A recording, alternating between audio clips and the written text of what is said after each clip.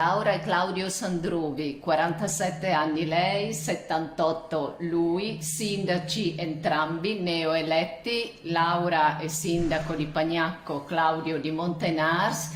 Cosa si prova ad essere padri e figli, sindaci nello stesso momento? Beh, parlo io? Vai. Ecco. Ma innanzitutto è stata una cosa un po' anche maturata da qualche tempo e quindi diciamo che il fattore emotivo si è caricato piano piano e si è maturato nella positività di questo atto.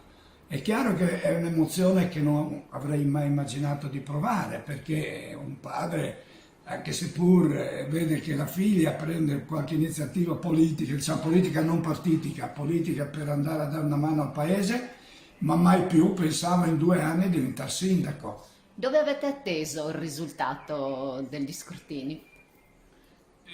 Un po' qui, un po' a Montenars. Io poi ero già a Montenars, sapevo, e mi ha detto vieni giù, vieni giù, vieni giù, e una figlia quando chiama come si fa? Anche se quelli di Montenars sono in apprensione. Perché li ha lasciati? Mi hanno telefonato se sto male, ecco, devo tornare su anche perché c'è il presidente di seggio che mi ha già chiamato. Ecco, ma il momento in cui vi siete incontrati da neoeletti, cos'è stato? Un abbraccio? Un abbraccio, esatto.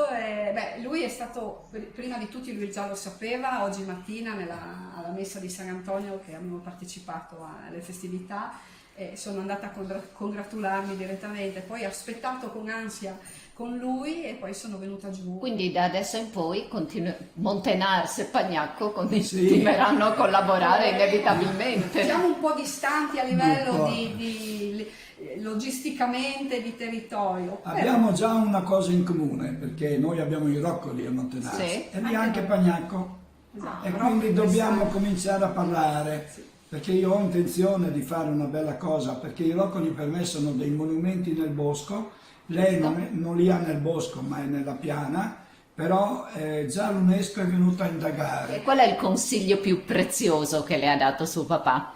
Il consiglio più prezioso è essere una persona onesta e corretta e lavorare sempre con umiltà ma con tanto impegno per il territorio. Questo me l'ha sempre detto, me l'ha dimostrato con gli anni anche lui e forse è da qui che poi la mia strada ha preso un certo tipo di percorso.